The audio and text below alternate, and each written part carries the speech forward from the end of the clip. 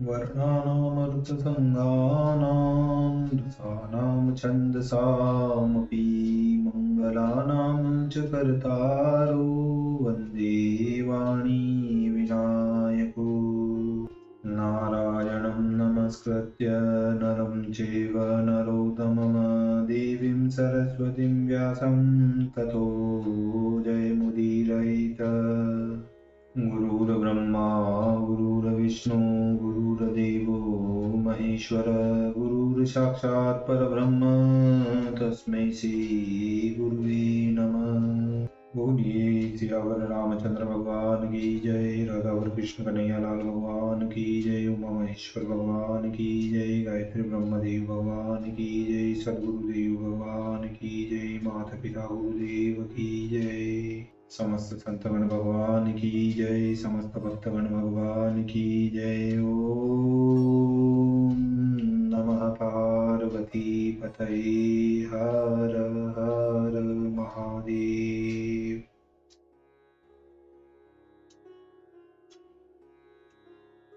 तो मित्रों और आप सभी श्रीमद् भागवत कथा के श्रेष्ठ रसिक जनों, श्रोतागणों, अब तक हमने श्रीमद् भागवत कथा की कथा को नियमित रूप से, क्रमबद्ध रूप से श्रवण करते आ रहे हैं, कीर्तन करते आ रहे हैं, मनन करते आ रहे हैं, भजन करते आ रहे हैं।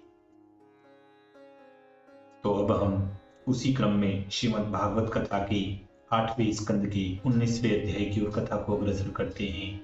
आप सभी श्रेष्ठ श्रोतागण, रसिक जन भगवान श्री राधा वल्लभ कृष्ण कन्हैया लाल के श्री चरणों में दृढ़ भक्ति रखते हुए कथा का श्रवण करें, कीर्तन करें, मनन करें, भजन करें। बोलिए राधावर कृष्ण कन्हैया लाल भगवान की जय। तो कहते हैं कि 19 में 3 पग धरणी मांगीश, कियो शुक्र ने मन जिमी, कहो सुमिरि जगदीश, कहो सुमिरि जगदीश। श्री सुखदेव जी बोले कि हे राजन, ऐसे धर्मयुक्त सुंदर राजा बलि की वचन सुनकर श्री भगवान प्रसन्न होकर और सम्मान करके राजा बलि से यह वचन कहने लगे। श्री भगवान बोले कि हे नरदेव, हे राजा बलि, तुम्हारे यह वचन अत्यंत सुंदर, धर्मयुक्त, यश के देने वाले और कुल के योग्य हैं। तुम ऐसा क्यों न हो? प्रभुगण और कुल के बढ़ाने वाले प्रशांत अपने दादा प्रहलाद जी को तुमने पारलौकिक धर्म में प्रमाण पाया है। हे राजन, तुम्हारे इस कुल में ऐसा निःसत्व अथवा कृपण पुरुष कोई नहीं हुआ कि जिसने प्रतिज्ञा करके ब्राह्मणों का कार्य न किया हो अथवा कुछ देने को कहकर न दिया हो। हे नृप, दान के अवसर में व युद्ध के काल में याचक के मांगने पर न देने वाला अमनस्वी अधीर पुरुष तुम्हारे कुल में नहीं है। इसका प्रमाण देखो। आकाश में जिस प्रकार नक्षत्र आदि चंद्रमा दीप्तिमान होते हैं, वैसे ही तुम्हारे कुल में निर्मल यश से युक्त होकर प्रहलाद जी प्रकाशमान हैं। और तुम्हारे इस विख्यात वंश में महावीर हिरण्याक्ष ने जन्म ग्रहण किया, जो कि गदा धारण किए दिग्विजय करने को अकेले ही समस्त पृथ्वी में घूमता फिरता था, परंतु उसे कहीं भी कोई युद्ध करने वाला बलि न मिला। श्री भगवान विष्णु ने जब पृथ्वी का उद्धार किया था, उस समय यह महावीर हिरण्याक्ष वहां आया था, परंतु अति कठिनाई से उस हिरण्याक्ष को हराकर उसके पुरुषार्थ को दमन करके भगवान ने अपने आप को विजय नहीं माना। और इस हिरण्याक्ष के सगे भाई हिरण्यकशिपु ने जब उस हिरण्याक्ष के वध का वृतांत सुना, तब यह भ्राता के मारने वाले का प्राण संहार करने को क्रोध करके भगवान विष्णु के स्थान पर गया। माया जानने वालों में श्रेष्ठ व काल को पहचानने वाले इस दानव को शूल धारण किए काल के समान आता हुआ देखकर भगवान विष्णु ने यह चिंता की कि जहां जहां पर हम जाते हैं, वहीं वहीं पर प्राणियों की मृत्यु के समान यह इस दानव को अपने साथ ही देखते हैं।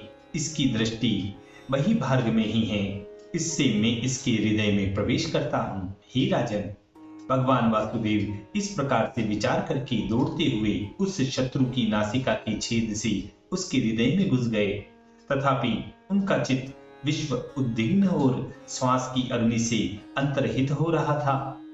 हे राजा बलि, जब हिरण्यकशिपु ने विष्णु भगवान को न देखा, तब उसके सूने स्थान में घूम घाम कर सिंहनाद करने लगा और पृथ्वी, आकाश, स्वर्ग, विवर, समुद्र सब में उसने खोज किया, परंतु विष्णु भगवान तो उसके अंतर में ही बैठे हुए थे। इससे कहीं भी उसे नहीं दिख पड़े। विष्णु को न देखकर हिरण्यकशिपु ने यह कहा कि मैंने सब संसार को ढूंढा, परंतु अपने भाई के मारने वाला का कहीं पता न पाया।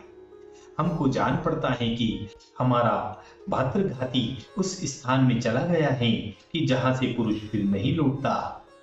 हे राजन, देहाभिमानी पुरुषों का मरने तक वीरभाव और अहंकार अभिमान से बढ़ा हुआ क्रोध इसी प्रकार से हुआ करता है, क्योंकि उसकी उत्पत्ति अज्ञान से है।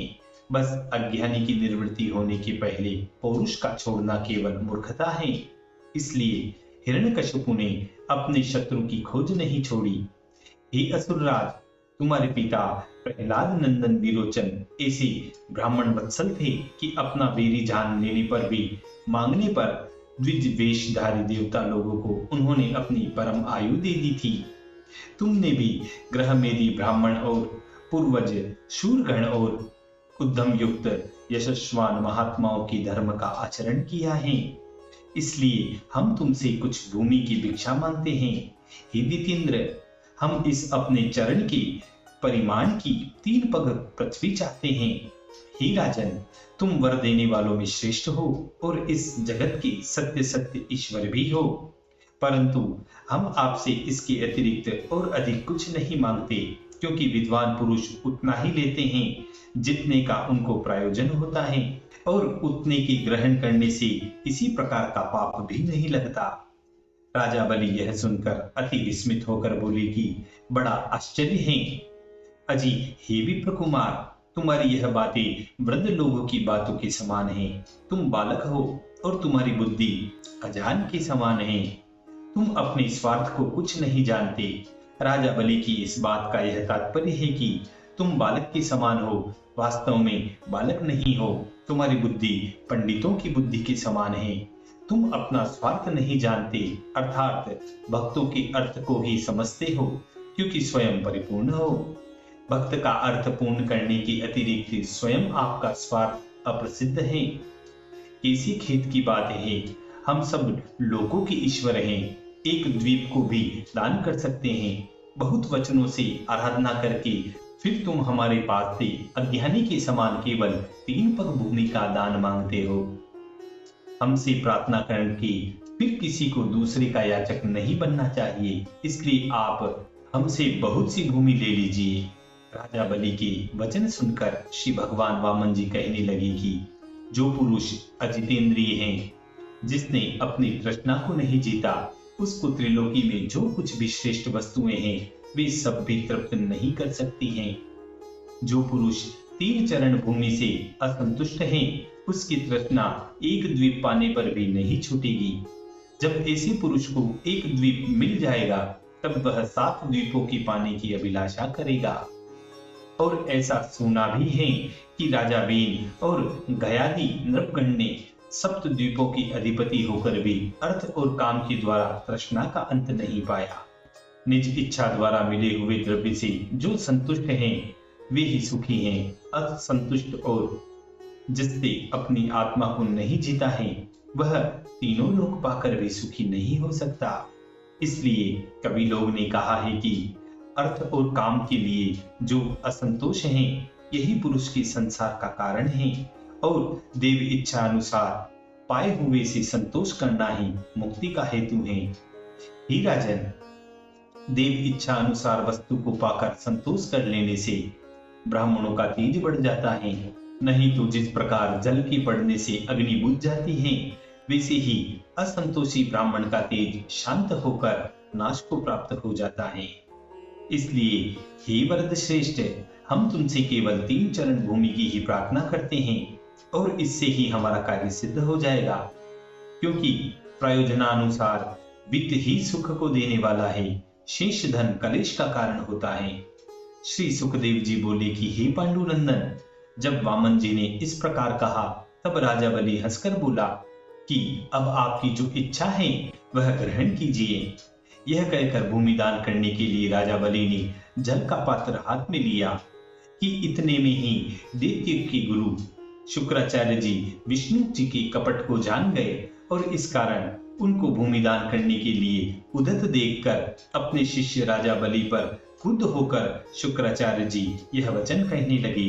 शुक्राचार्य जी बोले कि हे विरोचन नंदन, हे राजा बलि, यह साक्षात सनातन विष्णु भगवान हैं। कश्यप जी की स्त्री अदिति के गर्भ से उत्पन्न हुए औरस पुत्र हैं और यह अवश्य ही देवता लोगों का कार्य सिद्ध करेंगे। यह तुमने क्या किया कि बिना अर्थ के विचारे इनको भूमिदान देने की प्रतिज्ञा कर ली। हम जान गए हैं कि अब अमंगल नहीं है, दैत्य लोगों के लिए बड़ा अनर्थ आ पहुंचा।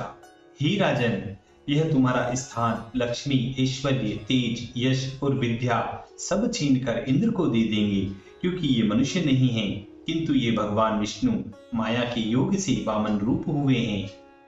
तुमने वास्तव में 3 चरण भूमि का देना स्वीकार तो कर लिया है, परंतु यह 3 चरणों में ही सब लोगों को नाप लेंगे, क्योंकि ये विश्वमूर्ति हैं। फिर क्रोध करके कहने लगे कि अरे हे मूढ़, अरे हे राजा बलि, अरे हे मूर्ख राजा, विष्णु को सर्वस्व देकर फिर तू कहाँ रहेगा। यह एक पैर चरण से सब पृथ्वी को नाप लेंगे, दूसरे चरण से स्वर्ग को नाप लेंगे, इनका विशाल शरीर आकाश मंडल में व्याप्त हो जाएगा। फिर तीसरे चरण की गति कहां से होगी, यह तो बता। जब तू वचन देकर फिर न देगा, तब हमको जान पड़ता है कि तेरा नरक में वास होगा, क्योंकि तू अपनी प्रतिज्ञा पूर्ण नहीं कर सकेगा।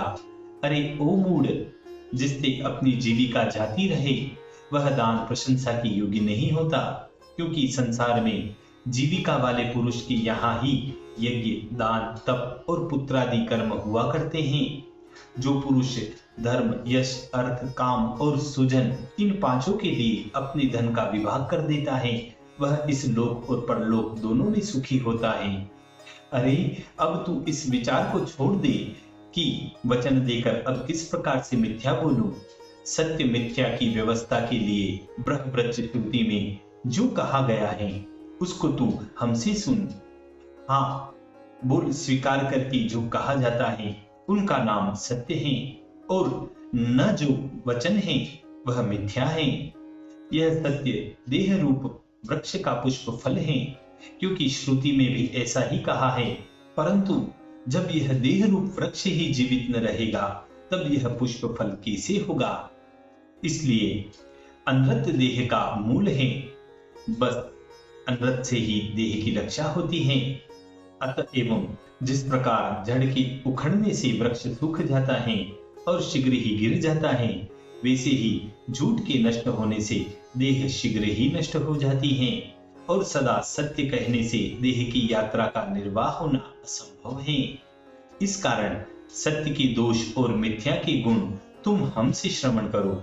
हाँ, अक्षर जो है यह संपत्ति को दूर ले जाता है और पुरुष को धन शून्य कर देता है, अथवा अपूर्ण किए रहता है, अर्थात याचक की आशा का अंत नहीं है, क्योंकि किसी ने कहा भी है कि याचक कहान मांगही, दाता कहान देही। इसलिए वह पूर्ण नहीं हो सकती। बस याचक से हाँ कह स्वीकार कर लेना अच्छा नहीं है। देने से पुरुष न्यून हो जाता है, अधिक करके जो पुरुष याचक से सब दूंगा अंगीकार करके उसको दे भी देता है, उस दाता का अपना कार्य भी सिद्ध नहीं होता, अर्थात उसके अपने भोग का भी उपाय नष्ट हो जाता है। परंतु न यह जो अनृत वाक्य है धन का व्यय न कराने के हेतु पूर्ण सुख स्वरूप है और अपनी ओर को दूसरे का खींचने वाला है, क्योंकि जो पुरुष नित्य कहता है कि हमारे पास कुछ नहीं है, वह अपने अनृत से दूसरे के धन को खींच सकता है। हे दैत्यराज, हमारी इस बात से तुम यह न समझ लेना कि अमृत के समान सदा ही अनृत सेवन करने के योग्य है, क्योंकि जो सभी समय न कहकर झूठ बोलता है वह अत्यंत अकीर्ति का भागी होता है और जीवित रहते भी मृतक के समान रहता है। केवल इन सब बातों में अर्थात स्त्रियों के वश करने में, परिहास में, विवाह के समय वरादि की प्रशंसा करने में, जीविका की रक्षा करने में, प्राण के संकट में, इन अवसरों में और गो ब्राह्मण के हितार्थ एवं किसी की हिंसा उपस्थिति होने पर झूठ कभी दोष का देने वाला नहीं कहा गया है। इसी मधुर संवाद के साथ श्रीमद् भागवत कथा के 8वें स्कंद के 49वें अध्याय 19वें अध्याय की समाप्ति व पूर्णता होती है। बोलिए श्री कृष्ण कन्हैया लाल भगवान की।